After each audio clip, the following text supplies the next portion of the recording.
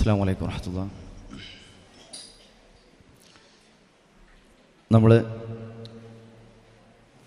സൂറത്തുൽ ഫാത്തിഹ അതിൻ്റെ ശ്രേഷ്ഠതകളും മഹത്വങ്ങളും പേരുകളും ഒക്കെയാണ് കഴിഞ്ഞ ക്ലാസ്സിൽ നമ്മൾ മനസ്സിലാക്കിയിരുന്നത് അല്ലേ? ഇൻഷാ അല്ലാഹ് കുറേ പേരുകൾ പറഞ്ഞു, ഓർമ്മയുണ്ടോ? എന്തൊക്കെയായിരുന്നു? ഉമ്മുൽ ഖുർആൻ, ഉമ്മുൽ കിതാബ്,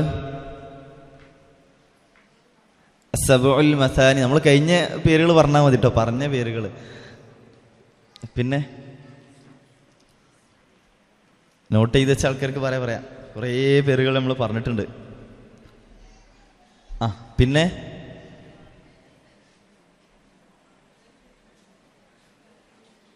കറക്റ്റാണ്, കേൾക്കണില്ല, കുറച്ചും കൂടി സൗണ്ട് കൂട്ടിയാൽ ക്ലിയർ ആവും. കെൻസ്, യെസ്, കെൻസ് എന്നുള്ള പേരുണ്ട് എന്ന് പറഞ്ഞു. പിന്നെ അൽ ഹംദ് എന്നുള്ള പേരുണ്ട് എന്ന് പറഞ്ഞു. പിന്നെ ഷിഫ അല്ലെ, ഷിഫ എന്നുള്ള പേരുണ്ട് എന്ന് പറഞ്ഞു. പിന്നെ അസാസുൽ ഖുർആൻ, ബറക്കല്ലാഹു ഫീക്കും, അസാസുൽ ഖുർആൻ എന്നുള്ള പേരുണ്ട്, അസാസ് എന്ന് പറഞ്ഞു. പിന്നെ സൂറത്തു സ്വലാത്ത്, ഞാൻ അതങ്ങനെ ആലോചിക്കണം, പ്രധാനമായിട്ട് പറഞ്ഞൊരു പേരാണത്. സൂറത്തു സ്വലാത്ത് എന്നുള്ള പേരുണ്ട് എന്ന് പറഞ്ഞു. പിന്നെ കഴിഞ്ഞോ? ഓക്കെ, ഇൻഷാ അല്ലാഹ്, ബറക്കല്ലാഹു ഫീക്കും. ഏകദേശം പല പ്രധാനപ്പെട്ട പേരുകളും നമ്മൾ പറഞ്ഞു കഴിഞ്ഞ്. ദുആ ഉണ്ട്, റുഖിയ ഉണ്ട്, ഇങ്ങനെയുള്ള ചെറിയ പേരുകളും ഉണ്ട് എന്നുള്ളത് നമ്മൾ ഓർമ്മപ്പെടുത്തിയിട്ടുണ്ടായിരുന്നു. കാഫിയ എന്നുള്ള പേരുകൾ. ഇൻഷാ അല്ലാഹ് നമ്മളത് കഴിഞ്ഞ് സൂറത്തു ശുക്ർ, ഇങ്ങനെയുള്ള കുറേ പേരുകളുണ്ട്. അതോടൊപ്പം ഖുർആനിൻ്റെ സൂറത്തുൽ ഫാത്തിഹയുടെ മഹത്വം നമ്മൾ പറഞ്ഞു തുടങ്ങിയിട്ടുണ്ടോ? ഓർമ്മയുണ്ടോ? ചില ഇതിൻ്റെ ഭാഗമായിട്ട് ചിലതൊക്കെ പറഞ്ഞു. അതിലേറ്റവും പ്രധാനപ്പെട്ടതാണ് പ്രവാചകൻ സല്ലല്ലാഹു അലൈഹി വസല്ലം പറയുന്നുണ്ട്, വല്ലദീ നഫ്സി ബിയദിഹി, എൻ്റെ ആത്മാവ് ആരുടെ കയ്യിലാണോ അവൻ തന്നെയാണ് സത്യം. എന്നിട്ട് പ്രവാചകൻ സല്ലല്ലാഹു അലൈഹി വസല്ലം പറയാണ്, മാ ഉൻസിലത്ത് ഫി തൗറാത്തി വലാ ഫിൽ ഇൻജീലി വലാ ഫിൽ സബൂരി വലാ ഫിൽ ഫുർഖാനി മിസ്ലുഹാ. ഇതുപോലൊന്ന് തൗറാത്തിലോ ഇൻജീലിലോ സബൂറിലോ ഇറക്കപ്പെട്ടിട്ടില്ല. അത്രയും മഹത്വമേറിയതായിട്ടുള്ളതുണ്ട്. വ ഇന്നഹാ സബ്ഉം മിനൽ മസാനി വൽ ഖുർആനിൽ അദീം. അതാണ് ഏത്? 7 ആവർത്തിത വചനങ്ങൾ, മഹത്വപൂർണമായിട്ടുള്ള ഖുർആനിക വചനങ്ങൾ. അല്ലദീ ഉഅതീതുഹു, എനിക്ക് നൽകപ്പെട്ടതായിട്ടുള്ള. അപ്പൊ പ്രവാചകൻ സല്ലല്ലാഹു അലൈഹി വസല്ലമക്ക്, മുഹമ്മദ് നബി സല്ലല്ലാഹു അലൈഹി വസല്ലമക്ക് അള്ളാഹു നൽകിയിട്ടുള്ള മഹത്വമേറിയ തൗറാത്തിലോ ഇൻജീലിലോ സബൂറിലോ ഖുർആനിൽ തന്നെ മറ്റൊന്ന് ഇല്ലാത്ത മഹത്വമേറിയ ആയത്തുകളാണ് ഏത്? സൂറത്തുൽ ഫാത്തിഹയിലെ ഈ ആയത്തുകൾ എന്നർത്ഥം. ഒരിക്കലും പ്രവാചകൻ സല്ലല്ലാഹു അലൈഹി വസല്ലം അബൂ സഈദുൽ മുഅല്ല റളിയല്ലാഹു അൻഹു റിപ്പോർട്ട് ചെയ്യുന്ന ഒരു ഹദീസിൽ കാണാൻ സാധിക്കും. ഞാൻ അങ്ങനെ നമസ്കരിച്ചുകൊണ്ടിരിക്കുകയാണ്. റസൂലുള്ളാഹി സ്വല്ലല്ലാഹു അലൈഹി വസല്ലം എന്നെ വിളിച്ചു, നബിനെ വിളിച്ചു. 3 വട്ടം വിളിച്ചു. ഞാൻ 3 വട്ടം വിളി കേട്ടില്ല. നിസ്കാരത്തിലാണ്, ചില ഗൗരവമുള്ള ചില വിഷയം കൂടി കേട്ടോ. അപ്പം ഞാൻ വിളി കേട്ടില്ല. അങ്ങനെ നമസ്കാരം കഴിഞ്ഞ ശേഷം ഞാൻ പ്രവാചകൻ അടുക്കലേക്ക് ചെന്നപ്പോൾ പ്രവാചകൻ ആദ്യം എന്നോട് ചോദിച്ചത് എന്തേ വിളി കേൾക്കാഞ്ഞെന്നാണ്. ഞാൻ നമസ്കാരത്തിലായതുകൊണ്ട് എന്ത് ചെയ്തിട്ടില്ല, കേട്ടിട്ടില്ല. അവിടെ പ്രവാചകൻ ചോദിക്കുന്ന ഒരു ചോദ്യമുണ്ട്, അള്ളാഹു റസൂൽ ഒരു കാര്യത്തിന് വിളിച്ചു കഴിഞ്ഞാൽ അതിന് ഉത്തരം നൽകണം എന്നറിയില്ലേ എന്ന്. അപ്പം നിസ്കാരത്തിലാണെങ്കിൽ പോലും നബിയെ വിളിച്ചാൽ എന്ത് ചെയ്യണം? മറുപടി കൊടുക്കണം എന്നാണ്. ഏതായാലും നമ്മളിപ്പോൾ നബിൻ്റെ കാലത്തല്ലാത്തതുകൊണ്ട് ആ ഒരു വിഷയം നമ്മളെ ഹുക്കുമായിട്ട് കടന്നു വരുന്നില്ല. ഏതായാലും അവിടെ പ്രവാചകൻ സല്ലല്ലാഹു അലൈഹി വസല്ലം പറയുന്നുണ്ട്, നീ പള്ളിയിൽ പോകുന്നതിന് മുമ്പായി വിശുദ്ധ ഖുർആനിലെ മഹത്തായ ഒരു സൂറത്ത് ഞാൻ നിനക്ക് പഠിപ്പിച്ചു തരാം. അങ്ങനെ പള്ളിയിൽ പോകുന്നതിന് മുമ്പായിട്ട് അത് ഏതാണ് വചനങ്ങൾ എന്ന് ചോദിച്ച് ചെന്നപ്പോൾ പറഞ്ഞു കൊടുത്തതാണ് സൂറത്തുൽ ഫാത്തിഹയിലെ ഈ 7 ആയത്തുകൾ. അപ്പം അത്രമേൽ മഹത്വമേറിയതാണ് എന്നർത്ഥം. അപ്പം അതിൻ്റെ അർത്ഥം എന്താ, ഇതിൻ്റെ ആശയം എന്താ? മഹത്വം ഉണ്ട് എന്ന് പറഞ്ഞു കഴിഞ്ഞാൽ മറ്റ് സൂറത്തുകളെ അപേക്ഷിച്ച് ഇത് പാരായണം ചെയ്യുന്നതിലൂടെ കൂടുതൽ പ്രതിഫലവും മഹത്വവും അതിന് ഉണ്ട് എന്നർത്ഥം. അതാണ് നമ്മൾ കഴിഞ്ഞ ക്ലാസ്സിലൊരു ചോദ്യം, നമ്മളൊരു പേരുമായി ബന്ധപ്പെട്ട് നമ്മൾ പറഞ്ഞിട്ടുണ്ടായിരുന്നു. സൂറത്തുൽ ഫാത്തിഹ അള്ളാഹു സുബ്ഹാനഹു വ തആല നൽകിയിട്ടുള്ള 2 നൂറുകളിൽ 2 പ്രകാശങ്ങളിൽ പെട്ട ഒരു പ്രകാശമാണ് എന്ത്? സൂറത്തുൽ ഫാത്തിഹ. രണ്ടാമത്തെ ഏതായിരുന്നു? ആമന റസൂലും. ഇനി മറക്കൂലല്ലേ? ഓക്കെ, ബറക്കല്ലാഹു. അപ്പോൾ ആമന റസൂലും. അപ്പോൾ ഈ രണ്ട് പ്രധാനപ്പെട്ട പ്രത്യേകം എത്രത്തോളം വെച്ച് കഴിഞ്ഞാൽ പ്രത്യേകം ചില മലക്കുകൾ വീണ്ടും മദീന കാലഘട്ടത്തിൽ അവതീർണമായി എന്നാണ് ഈ ആയത്തുകളുമായി ബന്ധപ്പെട്ട് നമ്മൾ തുടക്കത്തിൽ ഓർമ്മപ്പെടുത്തിയിട്ടുണ്ടായിരുന്നു അല്ലേ? മക്കിയാണെന്നും മദനീയാണ് എന്നും ചില അഭിപ്രായങ്ങൾ കടന്നു വരാനുണ്ടായ കാരണം എന്ന് പറഞ്ഞത് നമ്മളതാണ്. അപ്പോൾ മറ്റൊന്നാണ്, ഓരോ മുസ്ലിമും നിർബന്ധമായി പഠിച്ചിരിക്കൽ അനിവാര്യമാണ്. ഏത്? സൂറത്തുൽ ഫാത്തിഹ. കാരണം നിസ്കാരത്തിൽ പാരായണം ചെയ്യേണ്ടതാണ്. പ്രവാചകൻ പറയുന്നുണ്ട്, മൻ സല്ലാ സ്വലാത്തൻ ലം യഖ്റഅ ഫീഹാ ബിഉമ്മിൽ ഖുർആൻ ഫഹിയ ഹിജാജ്.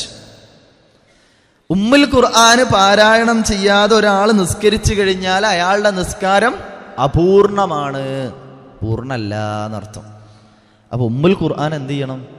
പാരായണം ചെയ്യണം, പഠിക്കണം. പഠിക്കുമ്പോഴും പാരായണം ചെയ്യുമ്പോഴും തെറ്റാതെ പഠിക്കണം. ചില പണ്ഡിതന്മാർ അതും പ്രത്യേകം പഠിപ്പിച്ചിട്ടുണ്ട്. കാരണം ഇതിലുള്ള ശബ്ദകൾ ഒന്നു കുറഞ്ഞാലടക്കം തെറ്റി എന്ന് പറയേണ്ടി വരും. എങ്ങനെ? എത്ര ശബ്ദുണ്ട്? ബിസ്മില്ലാഹിർ റഹ്മാനിർ റഹീം മുതൽ ഇങ്ങോട്ട് എണ്ണി വെക്കുക. അർ റഹ്മാൻ അർ റഹീം അല്ലേ? വീണ്ടും അൽഹംദുലില്ലാഹി റബ്ബിൽ ആലമീൻ, അർ റഹ്മാനി അർ റഹീം, മാലിക് യൗമിദ്ദീൻ, ഇയ്യാക നഅ്ബുദു വ ഇയ്യാക നസ്തഈൻ, ഇഹ്ദിനസ് സിറാത്തൽ മുസ്തഖീം, സിറാത്തൽ ലദീന അൻഅംത അലൈഹിം ഗൈറിൽ മഗ്ദൂബി അലൈഹിം. എത്ര ഉണ്ട്? ഇഞ്ഞ് വലദ്ദാലീൻ എന്നുള്ളതിൽ എത്ര ഉണ്ട്?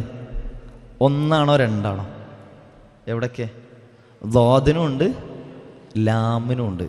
രണ്ടെണ്ണത്തിന് ശബ്ദ് വരണം. അപ്പോൾ ശബ്ദ് പാരായണം ചെയ്തിട്ടില്ലെങ്കിലുള്ള പ്രശ്നം എന്താ? ഒരക്ഷരം കട്ട് എന്നർത്ഥം. എന്താ ശബ്ദ് പറഞ്ഞാൽ? സുക്കൂനുള്ള ഒരു അക്ഷരത്തിന് ശേഷം ഹറക്കത്തുള്ള ഒരു അക്ഷരം വരലാണ്. അതാണ് ശബ്ദ്. അപ്പോൾ ഒരാള് ശബ്ദ് ഓതാതെ വലല്ലാലീൻ ലീൻ എന്ന് പറഞ്ഞു കഴിഞ്ഞാൽ പോയി, ഖുർആൻ തെറ്റി, ഫാത്തിഹ തെറ്റി. അപ്പോൾ ഗൗരവത്തിലെടുക്കണം. നമുക്കൊന്ന് ഓതിയ ശേഷം നമുക്കൊന്ന് ഇതിലേക്ക് തിരികെ വരാം കേട്ടോ, ഇൻഷാ അല്ലാഹ്. അഊദു ബില്ലാഹി മിനശ് ശൈത്വാനിർ റജീം. ബിസ്മില്ലാഹിർ റഹ്മാനിർ റഹീം. അൽഹംദുലില്ലാഹി റബ്ബിൽ ആലമീൻ.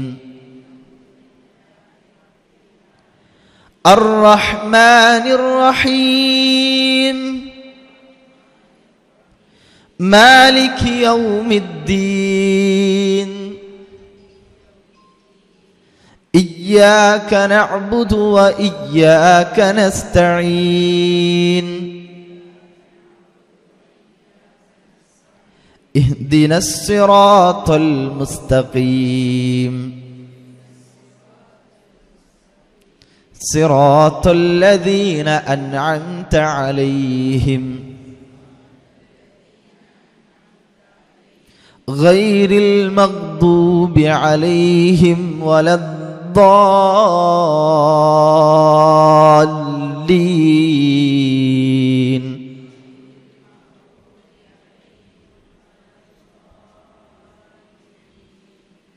ബറക്കല്ലാഹു ഫീക്കും.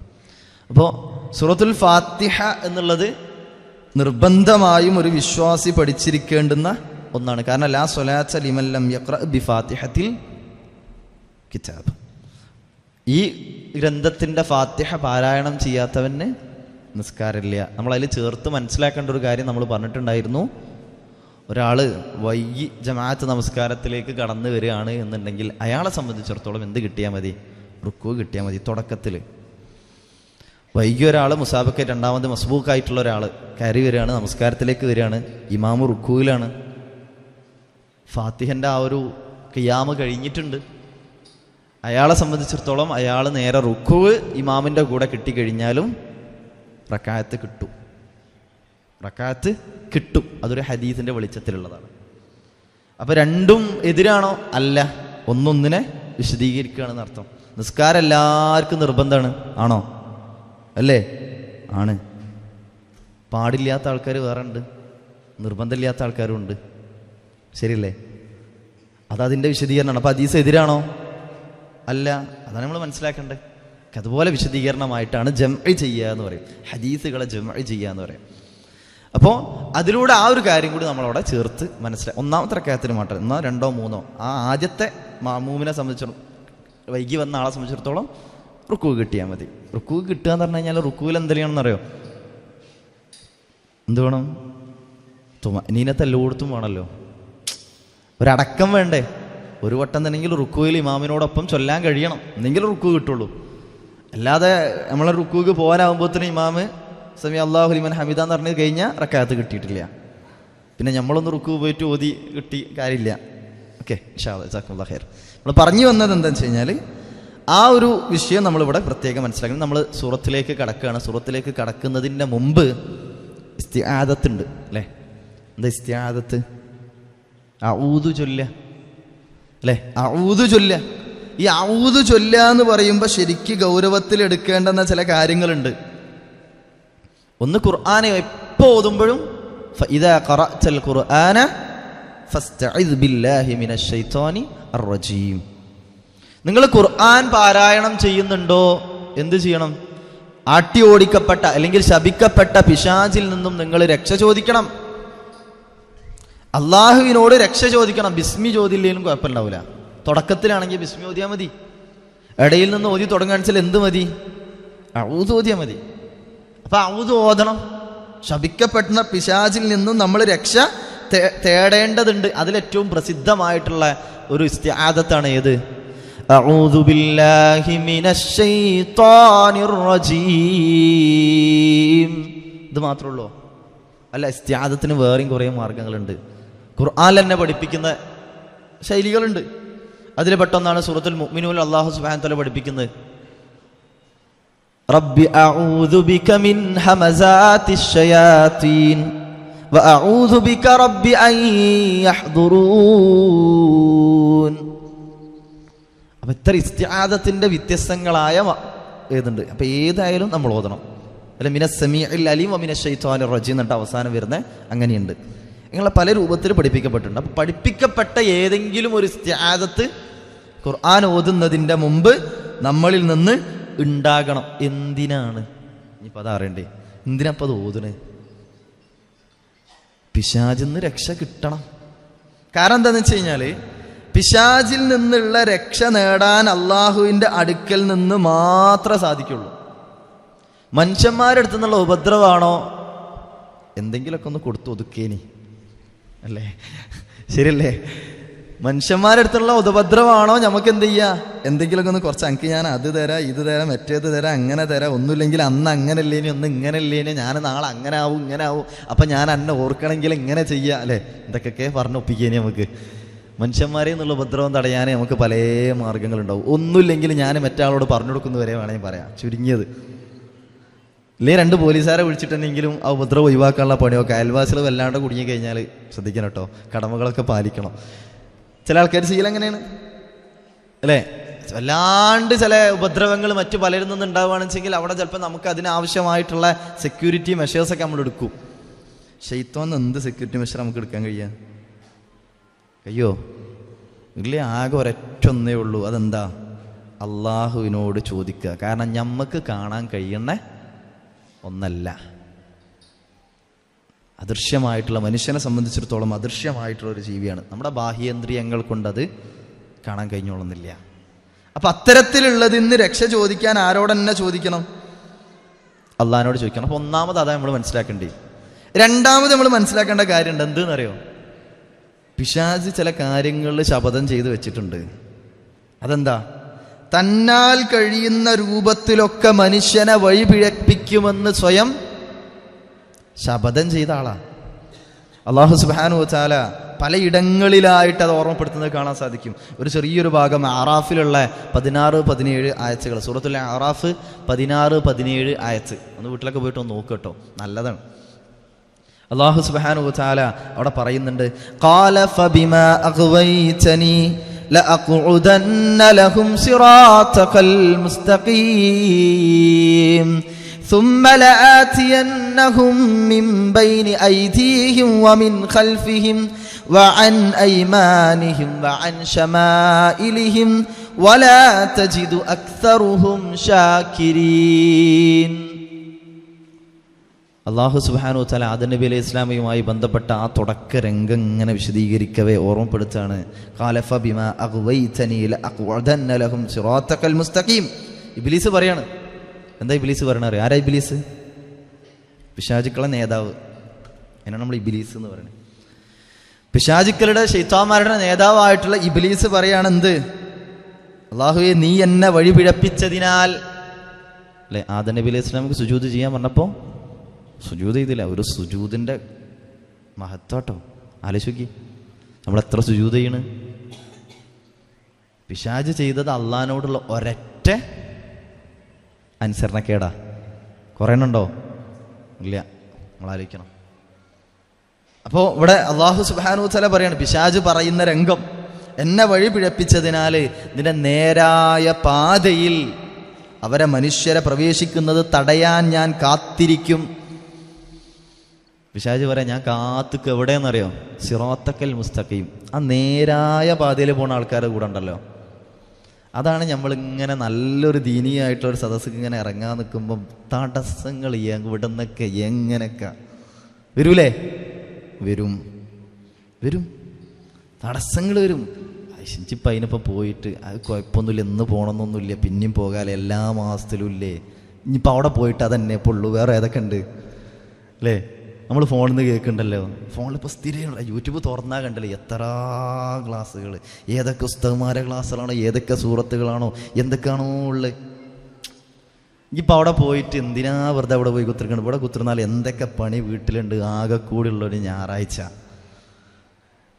അല്ലേ? എങ്ങനൊക്കെ തടയാൻ കഴിയോ അങ്ങനൊക്കെ തടയും. നിങ്ങൾ എവിടെയാണെങ്കിൽ സിറാത്തക്കൽ മുസ്തഖീമിലാണെങ്കിൽ ഏറ്റവും ഗൗരവട്ടോ, ഏറ്റവും കൂടുതൽ പരീക്ഷണത്തിന് വിധേയരായവരാ പ്രവാചകന്മാരാ, നബിമാരാ.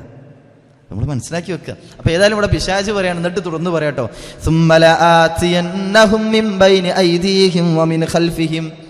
പിന്നെ ഞാൻ അവരെ മുന്നിലൂടെ ചെല്ലും. നടക്കണില്ലേ? പിന്നിലൂടെ ചെല്ലും. കഴിഞ്ഞിട്ടില്ല. ഞാൻ അവരെ വലത്തു കൂടെ ചെല്ലും, ഒരിടത്തു കൂടെ ചെല്ലും. എന്തിന്? പേപ്പിക്കാന്, തെറ്റിക്കാന്. മനുഷ്യന്മാരെ തെറ്റിക്കാനും മുന്നിലൂടെയും പിന്നിലൂടെയും വലതുഭാഗത്തുകൂടിയും ഇടതുഭാഗത്തുകൂടിയും ആര് കയറി വരുന്ന പറഞ്ഞേ? ശൈത്താൻ കയറി വരും. എന്നിട്ട് ലാസ്റ്റ് അവസാനിപ്പിക്കുക, വലാ തജിദു അക്സറുഹും ഷാക്കിരീൻ. അധികം ആൾക്കാരും നിന്നോട് നന്ദി കാണിക്കുന്നവരായിട്ട് നിനക്ക് കാണാൻ കഴിയൂല. ശരിയല്ലേ? അക്സറുഹും എന്ന് ഖുർആൻ ഉപയോഗിക്കുന്നതൊക്കെ നോക്കിയോളി. നന്ദി കാണിക്കൂല, അറിയൂല, പഠിക്കൂല, മനസ്സിലാക്കൂല എന്നൊക്കെ പറയണതാണ്. അപ്പൊ കുറേ ആൾക്കാരുണ്ടല്ലോ എന്നുള്ളതല്ല ഇസ്ലാമിൻ്റെ മാനദണ്ഡം. കലീലമ്മ തഷ്കുറു എന്ന് പറഞ്ഞാൽ കുറച്ച് ആൾക്കാരെ നന്ദി കാണിക്കുള്ളൂ എന്ന് ഖുർആൻ തന്നെ പറഞ്ഞേ. അപ്പൊ കുറച്ചുണ്ടാവുള്ളൂ. ഓക്കെ. അപ്പൊ അത്രയും ഗൗരവത്തിൽ നമ്മൾ മനസ്സിലാക്കേണ്ടുന്ന ഒരു കാര്യമാണ്. ഇനി മറ്റൊന്ന്, എങ്ങനെയാണ് പിശാച് നമ്മളെ തെറ്റിക്കാന്നറിയോ? അതും ഖുർആൻ പറഞ്ഞിട്ടുണ്ട്. അതും ഖുർആനിലൂടെ അല്ലാഹു സുബ്ഹാനഹു വ തആല പഠിപ്പിക്കുന്നുണ്ട്. സൂറത്തുൽ ഹിജ്ർ 39-40 ആയത്തുകൾ. പിശാച് എങ്ങനെയാണ് തെറ്റിക്കുകയെന്ന്.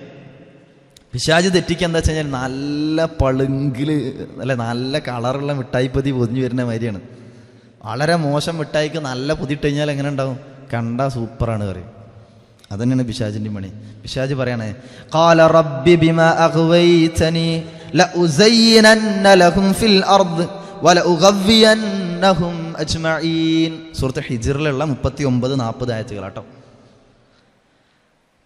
ശൈത്താൻ പറയാണ് അള്ളാഹിനോട്, എൻ്റെ രക്ഷിതാവേ. ശൈത്താൻ വിളിക്കുന്ന റബ്ബി തന്നെ കേട്ടോ, എൻ്റെ രക്ഷിതാവേന്ന്. എൻ്റെ രക്ഷിതാവേ, നീ എന്നെ വഴികേടിലാക്കിയതിനാൽ ഭൂലോകത്ത് അവർക്ക് ഞാൻ തെറ്റായ പ്രവർത്തനങ്ങൾ, ദുഷ്പ്രവർത്തികൾ അലങ്കൃതമായി തോന്നിപ്പിക്കും. അവരെ മുഴുവൻ ഞാൻ വഴികേടിലാക്കുകയും ചെയ്യും. ശൈത്താൻ പറയാം, ഇല്ലാ ഇബാദക മിൻഹുമുൽ മുഖ്ലസീൻ, നിന്റെ ആത്മാർത്ഥമായ നിഷ്കളങ്കരായിട്ടുള്ള കുറച്ച് അടിമകൾ ഒഴികെ ബാക്കിയൊക്കെ ഞാൻ വഴിതെറ്റിക്കും. എങ്ങനെ? അലങ്കൃതമാക്കി തോന്നില്ലേ? ദിനങ്കാളും നല്ലത് അതാന്ന് തോന്നില്ലേ? അല്ലേ? നല്ല നന്മകൾ ചെയ്യാൻ നിൽക്കുമ്പോൾ പിന്നെ ഇജിപ്പോൾ കുറേ ചെയ്തിട്ട് ഓളിപ്പം എനിക്ക് എന്താ ചെയ്തെന്നിനാ അല്ലേ? ചിലപ്പോൾ അങ്ങനെ നമ്മളെ തോന്നിപ്പിക്കും. ഇപ്പോൾ ഒരു ആവശ്യത്തിന് കണ്ട് വന്ന് വിളിച്ചപ്പോത്തിന് കണ്ട് കൊടുക്കണ്ടല്ലോ. പണ്ട് ഈ കൊടുത്ത മഴ ഇപ്പോഴും തിരിച്ചെനിക്ക് കിട്ടിയിട്ടില്ല അല്ലേ? ആ നേരത്താണ് ഈ സാധനം ഒക്കെ ഓർമ്മ വരിക. ആലോചിച്ച് നോക്കി, ഒരു നന്മ ചെയ്യാനുള്ള ഒരു മാർഗം നമ്മളെ മുമ്പിൽ ഇങ്ങനെ വന്നു കഴിഞ്ഞാൽ അതിന് തടസ്സങ്ങളായിട്ട് കുറേ സാധനങ്ങൾ ഇങ്ങനെ അലങ്കൃതമായിട്ട് നമ്മളെ മുമ്പേക്ക് ഇങ്ങനെ വരും. ശരിയല്ലേ? ഇതന്നെയാണ് ശൈത്താൻ ചെയ്യുക. ശൈത്താനൊക്കെ അലങ്കൃതമായി ദുനിയാവിലുള്ള തെറ്റായ പ്രവർത്തനങ്ങളെ, അതുകൊണ്ടാണ് ഇന്നത്തെ നമ്മളെ മക്കൾക്കൊക്കെ, നമ്മളെ മക്കളിൽ ഇല്ല എന്നുള്ളത് നമുക്ക് പ്രതീക്ഷിക്കാം. അല്ലാഹു സുബ്ഹാനഹു വ തആല തൗഫീഖ് നൽകി അനുഗ്രഹിക്കുമാറാകട്ടെ. നന്മകളല്ലാത്ത തിന്മകളുടെ വഴികളാണ് ഏറ്റവും സൂപ്പർ. അത് വൈബാണെന്ന് പറഞ്ഞു. അതിലൊന്നും വൈബില്ല, വെറുതെ വൈബ് പുറത്താണ് അല്ലേ? അങ്ങനല്ലേ? കിടു പൊളി ഒക്കെ എന്തിനാ പറയാ? നല്ല കാര്യങ്ങൾക്കാണോ, നന്മകൾക്കാണോ പൊതുവെ പറയല്? അല്ല, പൊളിയാണ് കേട്ടോ. ഇജ്ജ് അന്ന് ഇട്ട് വന്ന ആ ഡ്രസ്സ് ഉണ്ടല്ലോ, ഏത് നല്ലോണം എടുത്തിട്ടുണ്ടാവില്ല, പൊള്ളിയനിട്ടോ എന്ന് പറയും. നല്ല മോണം ഇട്ട് കഴിഞ്ഞാൽ തിന്തക്കാതാകെ കൂടി ഉള്ളതൊക്കെ കൂടി മൂടി പൊതിഞ്ഞാണ്ട് അല്ലേ? അതാണ് തിന്മകൾ എന്ത് ചെയ്യും? അലങ്കൃതാക്കി ഇങ്ങനെ തോന്നിപ്പിക്കും. നല്ല രൂപത്തിൽ ഒരു 10ാം ക്ലാസ്സൊക്കെ കഴിഞ്ഞ് അല്ലെങ്കിൽ ഒരു പക്വതയൊക്കെ എത്തി പ്രായപൂർത്തിയൊക്കെ കഴിഞ്ഞ ഒരു പെൺകുട്ടി നല്ല രൂപത്തിൽ വസ്ത്രമൊക്കെ ഔറത്തുകളൊക്കെ ഇങ്ങനെ മറച്ചു കഴിഞ്ഞാൽ ഇപ്പോഴേ താത്താവുക, എൻ്റെ മോളെ കല്യാണമൊന്നും വേണ്ട, അവളെപ്പോഴേ താത്തായി കണ്ട ഡ്രസ്സൊക്കെ അടിപ്പിച്ച് നടക്കാൻ നിൽക്കുക. നിങ്ങൾക്ക് ചോദ്യം വരലില്ലേ? മനസ്സിനോട് ചോദിച്ചാൽ മതി, എന്നോട് ഉത്തരം വരണമെന്നില്ല. നോക്കി, അതെന്താ? ഇപ്പുറത്ത് ചിലപ്പോൾ വളരെ മോശം ഡ്രസ്സ് ഇട്ടിട്ടുണ്ടായിട്ടുള്ള പ്രയാസങ്ങളൊക്കെ അനുഭവിച്ച് കുടുങ്ങി കിടക്കണ്ടാവും, എന്നാലും അത് പുറത്ത് കയറൂല, അതാരും പറയൂല. നമ്മൾ വളരെ ഗൗരവത്തിലെടുക്കേണ്ട കാര്യമാണ്. ശൈത്താന് മനുഷ്യനെ തെറ്റിക്കുക എങ്ങനെയാണ്? മോശമെന്ന് പറഞ്ഞിട്ടൊന്നല്ല, ദുനിയാവിലുള്ള തെറ്റായ പ്രവർത്തനങ്ങളെ അലങ്കൃതമാക്കി തോന്നിപ്പിച്ചിട്ടാ. അല്ല, ഇന്നിപ്പോൾ ഓപ്പറേഷൻ തൂഫാൻ എന്തിനു വേണ്ടിയിട്ടാ? മയക്കുമരുന്ന് പോലുള്ള വലിയ ഗൗരവരമായിട്ടുള്ള ലഹരികൾക്ക് തടയാൻ വേണ്ടിയിട്ടാ. ഇപ്പുറത്ത് നിന്നാലും മദ്യത്തിനുള്ള എല്ലാവിധ ഔട്ട്ലെറ്റുകളും തുറന്നു കൊടുക്കുന്നുണ്ടാവും, അത് വേറെ. എല്ലാത്തിൻ്റെ തുടക്കം ശരിക്കും അയിമല ഉണ്ടാവില്ലേ? പണ്ട് മറ്റേ ചെറിയ ചുരുട്ടിങ്ങനെ വലിച്ചിട്ടാണ് മറ്റേ തുടങ്ങുക. ഈ പേപ്പറൊക്കെ ചുറ്റിക്കാണ്ട ചെവിയിൽ ഒന്ന് വെച്ച് നോക്കി ഇങ്ങനെ ഇട്ട് കണ്ടിട്ടാണ് തുടങ്ങുക. അത് വല്ലാത്തൊരു വൈബാണ് എന്നാ പറയുക. ഇപ്പം സാധനം വീണ്ടും കുറേ ഓളങ്ങളൊക്കെയാണ്. ദാസ്മന്ത്രി കാത്തുരക്ഷിക്കുമാറാവട്ടെ നമ്മൾ ഏത് മക്കളാവട്ടെ. കാരണം അത്തരത്തിലുള്ള ചില വിഷയങ്ങളൊക്കെ എന്ന് പറഞ്ഞാൽ അതിൻ്റെ ആയങ്ങളിലേക്ക് ചെന്ന് കഴിഞ്ഞാൽ ഒരു MDMA പോലുള്ള സാധനങ്ങളൊക്കെ യൂസ് ചെയ്ത് കഴിഞ്ഞാൽ ഒരു 5-6 വർഷം കൊണ്ട് ദുനിയാവ് നാളെ സലാമത്തായി പോകും. സലാമത്താവില്ല കേട്ടോ, നരകിച്ചു പോവും, അങ്ങനെ പറയാനുള്ളൂ. എത്രത്തോളം എന്ന് പറഞ്ഞാൽ അതിൻ്റെ ചില പഠനങ്ങളൊക്കെ പറഞ്ഞാൽ എന്താ വെച്ച് കഴിഞ്ഞാൽ ആണുങ്ങളാകട്ടെ പെണ്ണുങ്ങളാകട്ടെ ഈ സാധനങ്ങളൊക്കെ കണ്ട് യൂസ് ചെയ്ത് കഴിഞ്ഞാൽ ശരീരത്തിൻ്റെ ഉള്ളിലുള്ള പല അവയവങ്ങളിൽ നിന്നൊക്കെ നശിച്ചിട്ട് രക്തം ഇങ്ങനെ പുറത്ത് പോകേണ്ട സൈഡിൽ കൂടെ ഇങ്ങനെ പുറത്ത് പോയി എന്നാണ്. ഏതെങ്കിലുമൊക്കെ പീരിയഡ്സിൻ്റെ സമയത്ത് മാത്രം ഉപയോഗിക്കേണ്ട ഡയപ്പറുകളും അല്ലെങ്കിൽ മറ്റുള്ള നാപ്കിനുകൾ പോലും യൂസ് ചെയ്യേണ്ടി വരുന്നതാണ് പറയണേ. ചില വർഷങ്ങളാണ് കഴിഞ്ഞ് കഴിഞ്ഞാൽ പിന്നെ നരകിച്ച് മരിക്കുന്നു. എനിക്ക് ഗൗരവം ആലോചിച്ച് നോക്കുക. ഉപയോഗിക്കുമ്പം തുടക്കത്തിലൊക്കെ ഭയങ്കര വൈബാന്നാ പറയാ, പിന്നെ ഫുള്ള് സംഘർഷമാണ്. അപ്പോൾ അല്ലാഹു സുബ്ഹാനഹു വ തആല കാത്തുരക്ഷിക്കുമാറാട്ടെ. നമ്മുടെ മക്കളൊക്കെ നമ്മളെ പൊതുവേ ഇന്നത്തെ സാഹചര്യം അങ്ങനെ വർദ്ധിച്ചുകൊണ്ടിരിക്കുക. അവിടെ ആരെന്നൊന്നുമില്ല കേട്ടോ, പൊതുവേ പലരെയും ഒരു മുസ്ലിമെന്നോ അമുസ്ലിമെന്നോ ഹിന്ദുന്നോ അല്ലെങ്കിൽ ഏതെങ്കിലും ക്രിസ്ത്യനോ ജൂതെന്നോ ഒന്നുമില്ല. പ്രയാസങ്ങൾ വലിയ പ്രയാസങ്ങൾ തന്നെ. അത് നമ്മളെ അയൽവാസിയാണെന്നുണ്ടെങ്കിൽ നമ്മളെയും കൂടി പ്രയാസമാണ്. എന്നത് വർദ്ധിച്ചുകൊണ്ടിരിക്കുന്ന ഒരു കാലം. അല്ലാഹു സുബ്ഹാനഹു വ തആല കാത്തുരക്ഷിക്കുമാറാട്ടെ. ഏതായാലും എല്ലാ തിന്മകളും വളരെ അലങ്കൃതമാക്കി തോന്നിപ്പിക്കുന്ന രൂപത്തിലാണ് ആര് കടന്നു വരിക? ശൈത്താൻ കടന്നു വരിക. അതുകൊണ്ടാണ് അല്ലാഹു സുബ്ഹാനഹു വ തആല പറഞ്ഞത് എന്ത്? നിങ്ങൾക്ക് അവൻ എന്താണ്? ശത്രുവാണെന്നാ പറഞ്ഞത്. ശത്രുവാണ്. ശത്രുവിനോട് നമ്മൾ എങ്ങനെ നിൽക്കുക? അത്രയും സ്റ്റേണായിട്ട് നിൽക്കും ഇല്ലേ? ശത്രുവിൻ്റെ കൂടെ എല്ലാ കാര്യത്തിനും കൂട്ടും കൊടുക്കുമോ? ഇല്ല. എങ്കിൽ അതുപോലെ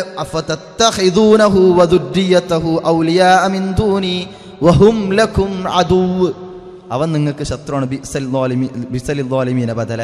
അപ്പൊ ശത്രുവായിട്ട് തന്നെ ഇന്ന ശൈത്താന ലക്കും അദുവ്വ്, നിങ്ങൾക്ക് ശത്രുവാണെന്ന്. ഫത്തഖിദൂഹു അദുവ്വ, ശത്രുവായി തന്നെ അവനെ നിങ്ങൾ കാണണം.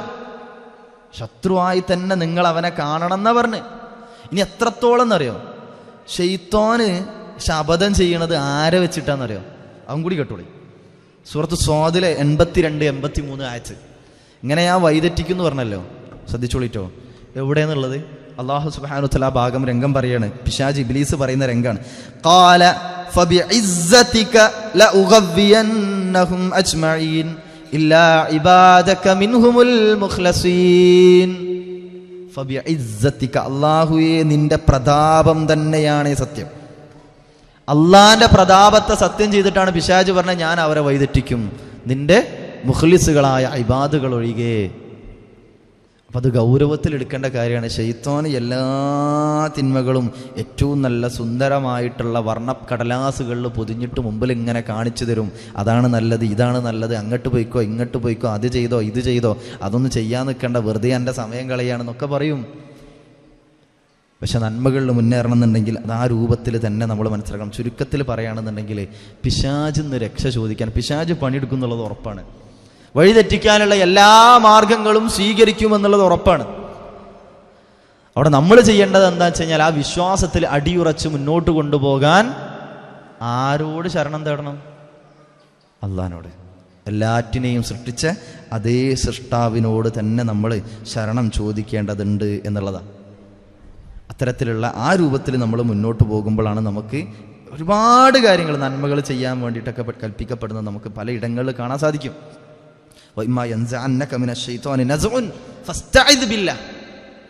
പിശാചിൽ നിന്ന് നിങ്ങളെ വല്ല ദുഷ്പ്രേരണയും ഒക്കെ വരികയാണെന്നുണ്ടെങ്കിൽ നിങ്ങൾ അള്ളാഹുവിനോട് ശരണം തേടുക. പലയിടങ്ങളിൽ അള്ളാഹു ഓർമ്മിപ്പിച്ച്.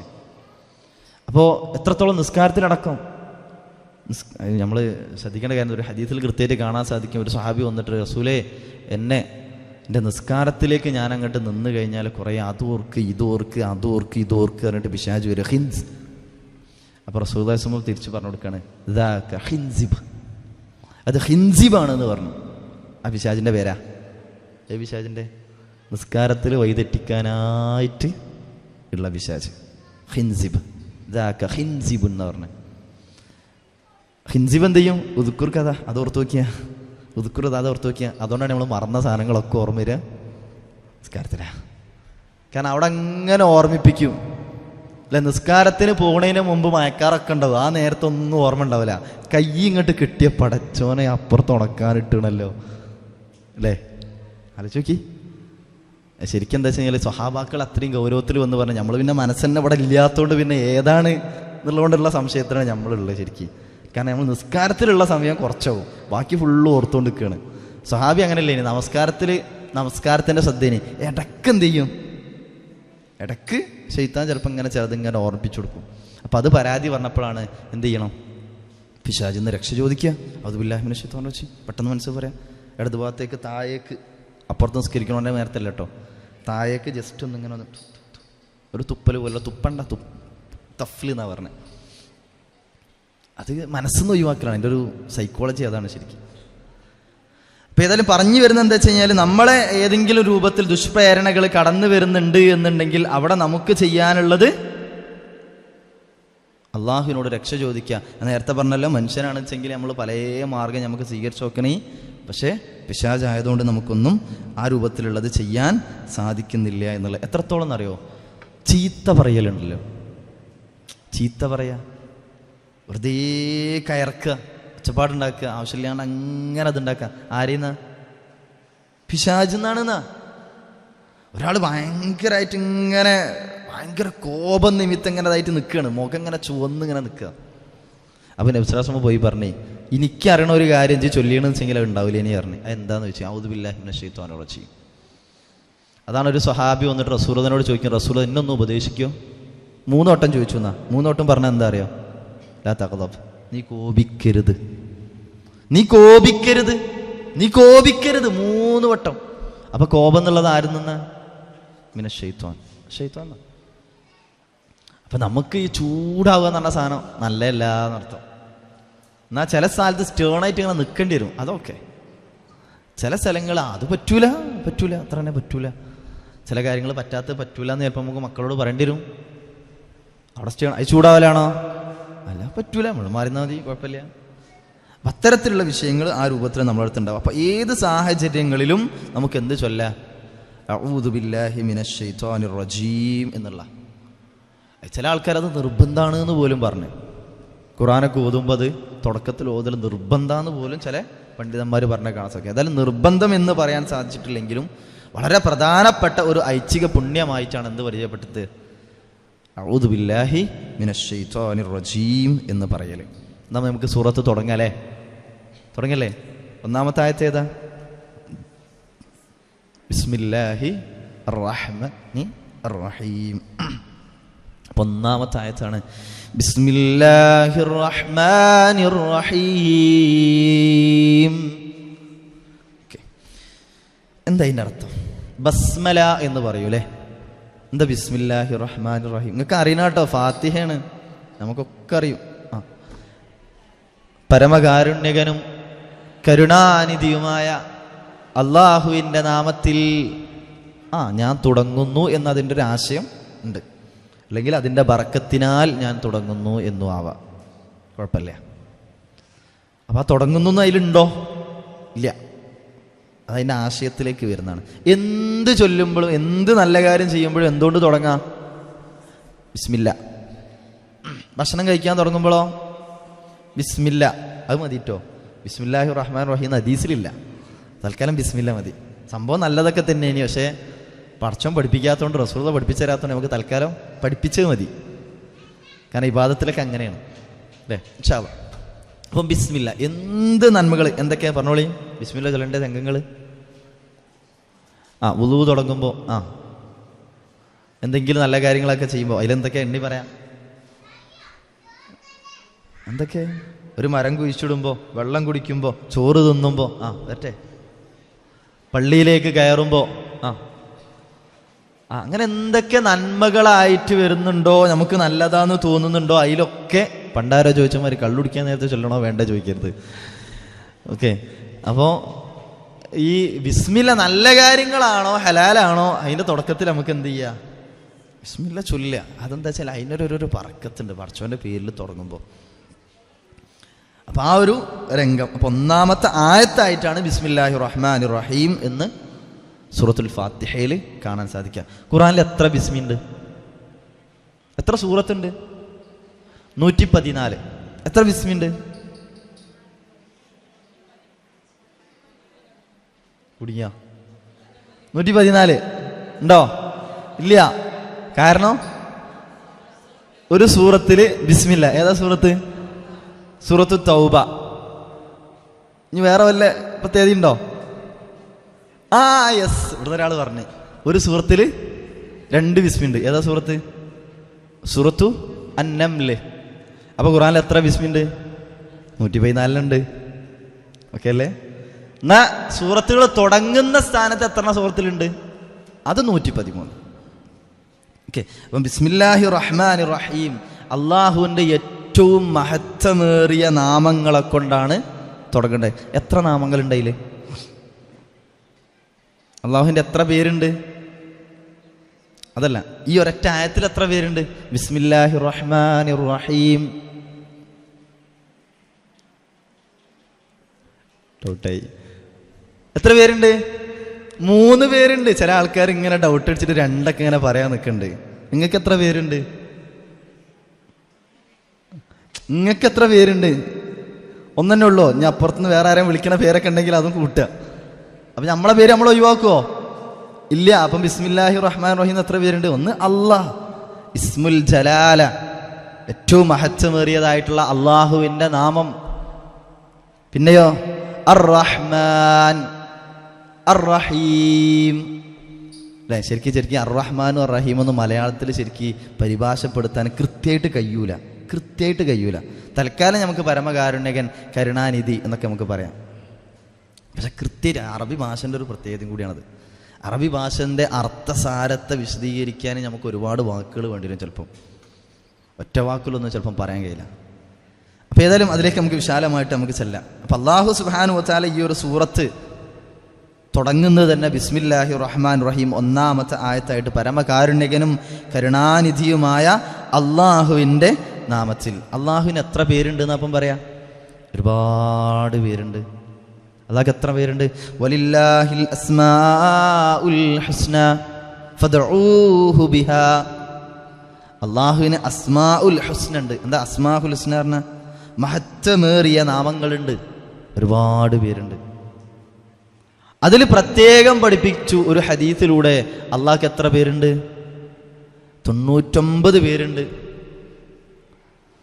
100-ൽ 1 കുറവ്. ആ ഹദീസ് അങ്ങനെയാണ്. വമൻ അഹ്സാഹാ ദഖലൽ ജന്ന. എന്നിട്ട് പറയണത്, ആരാണോ അതിനെ ഇഹ്സാ ചെയ്യുന്നത് അവൻ എന്ത് ചെയ്തു? സ്വർഗത്ത് പ്രവേശിച്ചു. എൻ്റെ ചോദ്യം ഇതാണ്, അപ്പം അള്ളാഹ്ക്ക് എത്ര പേരാണുള്ളത്? 99 ആണോ? അല്ല, അള്ളാഹ്ക്ക് കുറേ പേരുണ്ട്. ഇഹ്സാ ചെയ്യാൻ വേണ്ടി പഠിപ്പിച്ച പേരെത്ര? അത് 99. അങ്ങനെ മനസ്സിലാക്കണം. അപ്പം എന്താ ഇഹ്സാ ചെയ്യാറുണ്ട്? അള്ളാഹിൻ്റെ പേരുകൾ പഠിക്കുക, മനപ്പാടം. കഴിഞ്ഞോ? ഇല്ല. അതറിഞ്ഞ് അതിൻ്റെ അർത്ഥം മനസ്സിലാക്കുക, അതറിഞ്ഞ് ജീവിക്കുക, അതനുസരിച്ച് അതിന് മുൻനിർത്തി പ്രാർത്ഥിക്കുക. അതാണ് ഇഹ്സാ ചെയ്യാറുണ്ട്. അള്ളാഹു അർ റഹ്മാനാണ്. എന്താ അർ റഹ്മാൻ എന്ന് പറഞ്ഞാൽ? പരമകാരുണ്യകൻ അല്ലെ? ഒരു സൂറത്തിൻ്റെ പേര് തന്നെ അർ റഹ്മാൻ. അല്ലമൽ ഖുർആൻ ഖലഖൽ ഇൻസാൻ. എന്താ അർ റഹ്മാൻ ആവാൻ കാരണം? അവിടെ പറയുന്നുണ്ട്. എന്താ അർ റഹ്മാൻ എന്ന് പറഞ്ഞാൽ? പരമകാരുണ്യകൻ. എന്താ ഈ പരമകാരുണ്യകൻ എന്ന് പറഞ്ഞാൽ? ഒരുപാട് കാരുണ്യമുള്ള ആള്. അതാണ് അല്ലാഹു സുബ്ഹാനഹു വ തആല. അള്ളാഹുവിൻ്റെ കാരുണ്യത്തെക്കുറിച്ച് പഠിപ്പിക്കുന്ന ഒരു ഹദീസിൽ കാണാൻ സാധിക്കും. അള്ളാഹുവിൻ്റെ കാരുണ്യത്തെ 100-ൽ 100 തിരിച്ചു കഴിഞ്ഞാൽ അതിലൊന്ന് മാത്രമാണ് ദുനിയാവിലുള്ള സകലമാന ചരാചരങ്ങൾക്കും ഓഹരി വെച്ചതെന്ന്. അതുകൊണ്ടാണ് ഒരു പിടക്കോയി തൻ്റെ കുഞ്ഞുങ്ങളെ ചിറകിനുള്ളിൽ ഒപ്പിക്കുന്നത്. ആ ഒരു കാരുണ്യത്തിൻ്റെ ഭാഗമായിട്ടാണ് ഏത് ക്രൂരമായിട്ടുള്ള അല്ലെങ്കിൽ ദുഷ്ടമായിട്ടുള്ള ഏതെങ്കിലും രൂപത്തിലൊരു നമ്മൾ വന്യമൃഗങ്ങളെപ്പോലും തൻ്റെ കുഞ്ഞുങ്ങളോട് കരുണ കാണിക്കുന്നത്. ആ കാരുണ്യത്തിൻ്റെ ഭാഗമായിട്ടാണ് ഈ ലോകത്തുള്ള സകല ചരാചരങ്ങളും മറ്റുള്ളവരോട് കാരുണ്യം കാണിക്കുന്നത്. ഉമ്മമാർ മക്കളോട് കാരുണ്യം കാണിക്കുന്ന ഒക്കെ എന്തിൻ്റെ ഭാഗ? ഈ ഒരു കാരുണ്യത്തിൻ്റെ ഭാഗം. അപ്പം അള്ളാഹിൻ്റെ കാരുണ്യം എത്ര?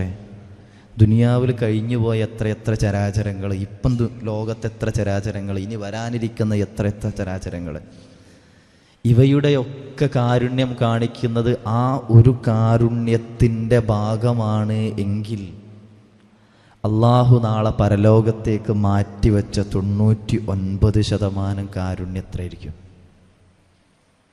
അതാണ് അർ റഹ്മാൻ എന്ന് പറയുമ്പോൾ മനസ്സിലുണ്ടാവേണ്ടി. അർ റഹ്മാൻ, അത്രമേൽ കാരുണ്യത്തിനുടയോൻ, അത്രമേൽ കാരുണ്യമുള്ളവൻ, ഏത് ചരാചരങ്ങളോടും കരുണ കാണിക്കുന്നവൻ, കരുമ ചൊരിഞ്ഞുന്നവൻ. എന്നിട്ട് അർ റഹ്മാനെ പഠിപ്പിക്കുമ്പോൾ ഒന്നാമതായിട്ട് ആ സൂറത്തിൽ അല്ലാഹു സുബ്ഹാനഹു വ തആല പഠിപ്പിക്കുകയാണ് അല്ലമൽ ഖുർആൻ. പിന്നെ പഠിപ്പിച്ചു ഖലഖൽ ഇൻസാൻ. മനുഷ്യനാണോ ആദ്യം ഉണ്ടാക്കിയത്? ഖുർആനാണോ? ഖുർആൻ ലൗഹുൽ മഹ്ഫൂദിലുള്ളതാണ്. പണ്ഡിതന്മാർ അവിടെ പ്രത്യേകം പഠിപ്പിച്ചു, ഖുർആനായിട്ട് അല്ലാഹു സുബ്ഹാനഹു വ തആല അവതരിപ്പിക്കുന്നതിന് മുമ്പ് മനുഷ്യനുണ്ട്. ശരിയാണ്, ദുനിയാവിലേക്ക് അവതരിപ്പിക്കുന്നതിന് മുമ്പ്. പക്ഷെ എന്തുകൊണ്ടത് ആദ്യം പറഞ്ഞു? ഏറ്റവും പ്രധാനമുള്ളതായതുകൊണ്ടാണ്. കാരണം മനുഷ്യൻ അള്ളാഹു സൃഷ്ടിച്ചു, പ്രത്യേകിച്ചൊരു നിർദ്ദേശങ്ങളും ഇല്ല, ഗൈഡും ഇല്ല, തോന്നിയമാതിരി ജീവിക്കുകയാണ്. എന്നിട്ട് രക്ഷാശിക്ഷകൾ ഉണ്ടാവുകയാണെന്ന് വെച്ചെങ്കിൽ നടക്കുമോ? ഇല്ല. കൃത്യമായിട്ടുള്ള ഗൈഡ് ആദ്യം തന്നു, കൃത്യമായ ഗൈഡ് ആദ്യം തന്നു. അപ്പം ആ ഒരു പ്രാധാന്യവും നമ്മൾ ഇവിടെ മനസ്സിലാക്കേണ്ടതുണ്ട്. ഏതായാലും ആദ്യം അള്ളാഹുവിൻ്റെ ഒന്നാമത്തെ നാമത്തിലേക്ക് നമുക്ക് ആദ്യം വരാം. അള്ളാഹുവിൻ്റെ ഒന്നാമത്തെ നാമം അള്ളാഹ്. അള്ളാഹ് എന്താ അള്ളാഹ് എന്ന് പറഞ്ഞാൽ? അറബി വ്യാകരണ പ്രകാരം പണ്ഡിതന്മാരെന്ന് വിശദീകരിക്കുന്നത് കാണാൻ സാധിക്കും. അൽ ഇലാഹാണ്. അൽ ഇലാഹ്. എന്താ അൽ ഇലാഹ് എന്ന് പറഞ്ഞാൽ? ഇലാഹ് പറഞ്ഞാൽ എന്താ? ആരാധ്യൻ. അറബിയിൽ അൽ അലിഫ്ലാം ചേർത്ത് കഴിഞ്ഞാൽ അതിൻ്റെ പ്രത്യേകത എന്താ? സ്പെസിഫിക് ആണ്. കിതാബ് പറഞ്ഞാൽ എന്താ? കിതാബ്, കിതാബ് കയ്യിലൊക്കെ കിതാബുണ്ട്, മുന്നിലുണ്ട് നിങ്ങളെ കയ്യിൽ. എന്താ? പുസ്തകം. അൽ കിതാബ് അത് പ്രത്യേകമായ ഒരു കിതാബാണ്. അതിനെക്കുറിച്ചാണ് പറയണേ. അതാണ് അൽ കിതാബ്. നമ്മൾ ദി എന്നൊക്കെ പറയല്ലോ, ദി പെൻ അല്ലെ? കലം എന്ന് പറഞ്ഞാൽ പേനയാണ്, അത് പെൻ. ദി പെൻ എന്ന് പറഞ്ഞാലോ ഏതോ ഒരു പേനിനെ കുറിച്ചാണ് പറഞ്ഞുകൊണ്ടിരിക്കണമെന്ന് അർത്ഥം. പൊതുവെ ഖുർആൻ അൽ കിതാബ് ഉദ്ദേശിക്കുന്നുണ്ട്, മിക്കവാറും അത് ഖുർആൻ ആവുകയും ചെയ്യും. അപ്പോൾ പ്രത്യേകമായിട്ട് എല്ലാ ആരാധനകളും അർഹതയുള്ള മഅബൂദ ബി ഹഖിൻ ഇല്ലല്ലാഹ് എന്ന് പറഞ്ഞില്ലേ, ആരാധനകൾക്ക് അർഹനായിട്ടുള്ള ഏകനായിട്ടുള്ള ഇലാഹ്, അൽ ഇലാഹ്. അത് ജമ്മാക്കാൻ കഴിയൂല, അതിൻ്റെ ജമ ഉണ്ടാക്കാൻ സാധ്യമല്ല. ഇലാഹിന് ജമ ഉണ്ടോ? ഉണ്ട്, ഉണ്ട്. ആലിഹത്ത്, ഒരുപാട് ആരാധ്യന്മാർ. പക്ഷെ അൽ ഇലാഹിന് ജമ ഉണ്ടാക്കാൻ കഴിയോ? ഇല്ല. ആ അൽ ഇലാഹാണെന്ത്? അല്ലാഹ്, ഇസ്മുൽ ജലാല. ആരാധനകൾക്കൊക്കെ അർഹതയുള്ള ഏകനായിട്ടുള്ള സൃഷ്ടാവ്, അർഹതയുള്ളവൻ എന്ന അർത്ഥം നൽകുന്ന പേരാണ് അല്ലാഹ്. രണ്ടാമത്തെ പേരാണ് അർ റഹ്മാൻ. ഈ ആയത്തിലൂടെ പറയുന്നത് ഒരുപാട് കാരുണ്യമുള്ളവനെ. അർ റഹീമോ, ആ കരുണ ചൊരിയുന്നവനാണ്. അതന്നെ പ്രത്യേകം ഖുർആനില് അർ റഹ്മാനും അർ റഹീമും കൊണ്ടുവരുന്ന രംഗങ്ങൾ പഠിപ്പിക്കുമ്പോൾ മനസ്സിലാക്കാൻ സാധിക്കുന്ന ഏറ്റവും പ്രധാനപ്പെട്ട ഒരു കാര്യമാണ് എന്ത്? അർ റഹ്മാൻ എന്നുള്ള സകല ചരാചരങ്ങളോടും കാരുണ്യമുള്ളവനാണ്. അർ റഹീം നാളെ പരലോകത്തേക്ക് അള്ളാഹു മാറ്റിവെച്ച കാരുണ്യം ചൊരിയുന്നതാണ്. ആ ഇടങ്ങളിലെ കൂടുതൽ ഉപയോഗിക്കുന്ന അർ റഹീം ഉപയോഗിക്കുന്നുണ്ട്, പരലോകവുമായി ബന്ധപ്പെട്ട കൂടുതലും. ആ 99 കാരുണ്യം നാളെ പരലോകത്തേക്ക് അള്ളാഹു മാറ്റിവെച്ചതാ. അപ്പം അതിൻ്റെ അള്ളാഹിൻ്റെ കാരുണ്യം എത്രയൊന്നും ആലോചിക്കുകയാണ്. അള്ളാഹു സുബ്ഹാനഹു വ തആല തൻ്റെ അടിമകളോട് അത്രമേൽ കാരുണ്യമുള്ളവനാണ്. അത്രമേൽ കാരുണ്യമുള്ളവനാണ് അള്ളാഹു സുബ്ഹാനഹു വ തആല തൻ്റെ അടിമകളോട്. അപ്പം ഒന്നാമതായിട്ട് അള്ളാഹു സുബ്ഹാനഹു വ തആല അവിടെ പഠിപ്പിക്കുകയാണ് ബിസ്മില്ലാഹിർ റഹ്മാനിർ റഹീം. ഇനി ഓതുമ്പോൾ മനസ്സ് വരണം അള്ളാഹിൻ്റെ ആ കാരുണ്യത്തിൻ്റെ വിശാലതയെക്കുറിച്ച്, പരലോകത്തേക്ക് അള്ളാഹു മാറ്റിവെച്ചിട്ടുള്ള ആ കാരുണ്യത്തെക്കുറിച്ച് നമ്മൾ മനസ്സിൽ വരണം. ഇനി ഓരോ തവണ ബിസ്മി ഓതുമ്പോൾ അത് ഖുർആൻ ഓതുമ്പോൾ പ്രത്യേകം പഠിപ്പിച്ചു. എന്ത്? ഇഖ്റ ബിസ്മി റബ്ബിക്കല്ലദീ ഖലഖ്. അല്ലെ, ആദ്യമായി ഇറങ്ങിയ ആയത്തേതാ? ഇഖ്റ ബിസ്മി റബ്ബിക്കല്ലദീ ഖലഖ്. എന്താ ഒന്നാമതായിട്ട്? ഇഖ്റ, നീ വായിക്കണം, പഠിക്കണം, മനസ്സിലാക്കണം. എങ്ങനെ? ബിസ്മി റബ്ബിക്കല്ലദീ ഖലഖ്, നിന്നെ സൃഷ്ടിച്ചവനായ നിന്റെ രക്ഷിതാവിൻ്റെ നാമത്തിൽ. അതാണ് ഏത്? ബിസ്മില്ലാഹി റഹ്മാനി റഹീം എന്ന് നമ്മൾ പാരായണം ചെയ്യുന്നത്. അപ്പം ഏതൊരു നല്ല കാര്യം തുടങ്ങുമ്പോൾ നമ്മൾ ആ ബിസ്മില്ല തുടങ്ങിയിട്ട് നമുക്ക് എന്ത് ചെയ്യാൻ കഴിയും? നമുക്ക് തുടങ്ങാൻ സാധിക്കുമെന്നുള്ള. ഇൻഷാ അല്ലാഹ് ഇനി ബിസ്മില്ല ഓതുമ്പോൾ അർ റഹ്മാനും അർ റഹീമും ഇസ്മുൽ ജലാലയായിട്ടുള്ള അള്ളാഹ് എന്നുള്ള അള്ളാഹുവിൻ്റെ നാമവും ആ നമ്മുടെ ചിന്തയിലേക്ക് കടന്നു വരണം. അങ്ങനെ നമുക്ക് പാരായണം ചെയ്യണം ഇൻഷാ അല്ലാഹ്. ഖുർആനിലെ ഓരോ ആയത്തുകൾ പാരായണം ചെയ്യുമ്പോഴും എത്ര കൂലിയാണ്. അത് പഠിക്കാനുള്ള അവസരം നമ്മളെ മുമ്പിലുണ്ടെങ്കിലോ ഒരിക്കലും നഷ്ടപ്പെടുത്തരുത്. പഠിക്കാനുള്ള അവസരങ്ങൾ ഒരിക്കലും നഷ്ടപ്പെടുത്തരുത്. ഏത് രൂപത്തിൽ, ഓൺലൈനാകട്ടെ ഓഫ്ലൈനാകട്ടെ, നമ്മളെ ഷീഡിൻ്റെ കീഴിലുണ്ടാകുന്ന പാഠ്യപദ്ധതികളാകട്ടെ ഒക്കെ നമ്മൾ അത്രയും പെട്ടെന്ന്, കാരണം അതുകൊണ്ടുണ്ടാകുന്ന വല്ലാത്തൊരു ഹൈറും ബറക്കത്തും അത് വേറെ. അള്ളാഹുവിൻ്റെ അഹ്ലുകാരെ കുറിച്ച് പറഞ്ഞില്ലേ, പ്രവാചകൻ പഠിക്കുന്ന അള്ളാഹിൻ്റെ ചില ആൾക്കാരുണ്ടെന്ന്. അത് ആരാന്ന് ചോദിക്കുന്നുണ്ട്. അത് ആരാ അറിയോ? അഹ്ലുൽ ഖുർആൻ, ഖുർആൻ്റെ ആൾക്കാരാണ്, അള്ളാഹിൻ്റെ പ്രത്യേകക്കാരായ ആൾക്കാർ. ഇൻഷാ അല്ലാഹ് ഞാൻ അവസാനിപ്പിക്കുകയാണ്. അപ്പോൾ ബസ്മല ആണ് നമ്മളിപ്പോൾ പ്രധാനമായിട്ടും നമ്മൾ എടുത്തിട്ടുള്ളത്. ഇസ്തിആദത്തും നമ്മൾ പറഞ്ഞു. അഊദു ബില്ലാഹി മിനശ് ശൈത്വാനിർ റജീം, ബിസ്മില്ലാഹി റഹ്മാനിർ റഹീം. ഈ രണ്ട് ഭാഗവും നമ്മൾ വിശദീകരിച്ചു. ഇൻഷാ അല്ലാഹ് ഫാത്തിഹയുടെ ആയങ്ങളിലേക്ക് ഇൻഷാ അല്ലാഹ് തുടർന്ന് നമുക്ക് പോകാം. അല്ലാഹു സുബ്ഹാനഹു വ തആല കൃത്യമായി പഠിക്കാനും മനസ്സിലാക്കാനും ജീവിതത്തിൽ പ്രാവർത്തികമാക്കാനൊക്കെ തൗഫീക്ക് നൽകി അനുഗ്രഹിക്കുമാറാകട്ടെ. നമ്മുടെയൊക്കെ പ്രിയപ്പെട്ടവർ, അടുത്തും വിദൂരത്തുമായി മരണപ്പെട്ടു പോയിട്ടുള്ള നമ്മുടെ പ്രിയപ്പെട്ടവരുണ്ട്, മാതാപിതാക്കളുണ്ട്, ബന്ധുമിത്രാദികളുണ്ട്, ആദർശ ബന്ധുക്കളുണ്ട്. അല്ലാഹു സുബ്ഹാനഹു വ തആല അവരുടെ കബറിടം വിശാലമാക്കി കൊടുക്കുമാറാകട്ടെ. ഇപ്പോൾ പോലും അതിൻ്റെ ഇടയിൽ, ബാങ്കിൻ്റെ ഇടയിൽ ഫോൺ എടുത്തപ്പോൾ ഇങ്ങനെ ശ്രദ്ധിച്ചിട്ടുണ്ടാവും, മരണവാർത്തയായിരുന്നു. മരണവാർത്തയാണ്. കഴിഞ്ഞ ഞായറാഴ്ച ഇതുപോലൊരു മരണവാർത്ത കേട്ടതാണ്. വല്യമ്മ മരണപ്പെട്ടു. അപ്പോൾ ഇതുപോലെ നമ്മളൊക്കെ പ്രിയപ്പെട്ടവരിങ്ങനെ അള്ളാഹുവിൻ്റെ അലംഘനീയമായ വിധിക്ക് മുമ്പിൽ മുന്നോട്ട് പോകും. അള്ളാഹു സുബ്ഹാനഹു വ തആല മരണപ്പെടുന്ന സാഹചര്യത്തിൽ ലാ ഇലാഹ ഇല്ലല്ലാഹ് ചൊല്ലിക്കൊണ്ട് മരണപ്പെടുന്നവരുടെ കൂട്ടത്തിൽ നമ്മെ ഇവരെ ഉൾപ്പെടുത്തി അനുഗ്രഹിക്കുമാറാകട്ടെ. നമ്മിന്നൊക്കെ മരണപ്പെട്ടു പോയിട്ടുള്ള അവരുടെയൊക്കെ കബറിടങ്ങൾ അള്ളാഹു സുബ്ഹാനഹു വ തആല വിശാലമാക്കി കൊടുക്കുമാറാകട്ടെ, സ്വർഗ്ഗപ്പൂന്തോപ്പാക്കി കൊടുക്കുമാറാകട്ടെ. നാളെ പരലോകത്ത് ഒരുമിച്ച് കൂടാനുള്ള, സ്വർഗ്ഗപ്പൂന്തോപ്പിൽ ഒരുമിച്ച് കൂടാനുള്ള തൗഫീഖ് അള്ളാഹു സുബ്ഹാനഹു വ തആല നമുക്കും അവർക്കൊക്കെ നൽകി അനുഗ്രഹിക്കുമാറാകട്ടെ. ഇൻഷാ അല്ലാഹ് നമുക്ക് അവസാനിപ്പിക്കുകയാണ്. നമുക്ക് ഒന്നിച്ചൊന്ന് ഫാത്തിഹ ഓതിയിട്ട് അവസാനിപ്പിക്കാം. കൂടെ ഓതുക കേട്ടോ. أعوذ بالله من الشيطان الرجيم. بسم الله الرحمن الرحيم. الحمد لله رب العالمين الرحمن الرحيم مالك يوم الدين إياك نعبد وإياك نستعين اهدنا الصراط المستقيم صراط الذين أنعمت عليهم غير المغضوب عليهم ولا الضالين